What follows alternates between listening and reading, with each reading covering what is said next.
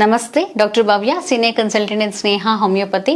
So చాలా మంది periods correct టైంకి రావట్లేదని చెప్తూ ఉంటారు. సో దీనికి రీజన్స్ చాలా ఉంటాయి మనకు.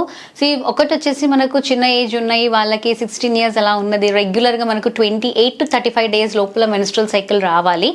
అలా వస్తలేదు అని అంటే మనకు బేసికలీ హార్మోనల్ ఇంబ్యాలెన్స్ ఉండొచ్చు, లైక్ ఒబిసిటీ వాళ్ళు, లేదంటే పీసీఓడి సమస్య ఉండొచ్చు, థైరాయిడ్ సమస్య ఉండొచ్చు, హీమోగ్లోబిన్ డిఫిషియన్సీ ఉండొచ్చు. ఇవి మనకు మెయిన్ ఉన్న ప్రాబ్లమ్స్ ఉంటాయి.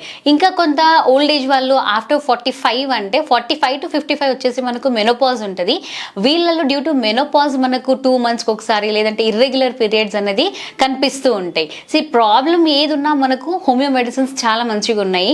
సో హిమోగ్లోబిన్ డిఫిషియన్సీ ఉన్నాయి అంటే మనకు ఫెరంపాజ్ ఉన్నాయి, ఫెరం సిరప్ ఉన్నాయి మనకు. సో నెక్స్ట్ పీసీఓడి సమస్య ఉన్నాయి అంటే మనకు ఎప్పిస్ ఉన్నది, క్యాల్కేరియా ఫ్లోర్ ఉన్నది, సో అశోక మదర్ టించర్ ఉన్నది.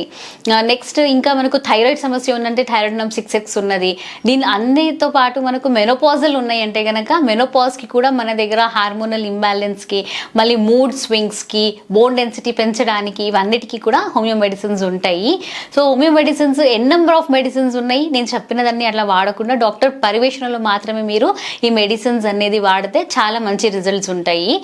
దీంతో పాటు కొన్ని డయట్ అంటే మన ఆహార పద్ధతులు కూడా మీరు కొంచెం మార్చుకోవాలి. ఆకుకూరలు ఎక్కువ తినాలి, డైలీ రెగ్యులర్ ఎక్సర్సైజ్ అనేది మెయింటైన్ చేయాలి, యోగా, మెడిటేషన్ ఏదో ఒకటి మీరు చేస్తే ఖచ్చితంగా మీ లైఫ్ స్టైల్తో పాటు హోమియో మెడిసిన్స్లో చాలా మంచి రిజల్ట్స్ ఉంటాయి. మీ పీరియడ్స్ని కూడా మీరు రెగ్యులరైజ్ చేసుకోవచ్చు. Thank you.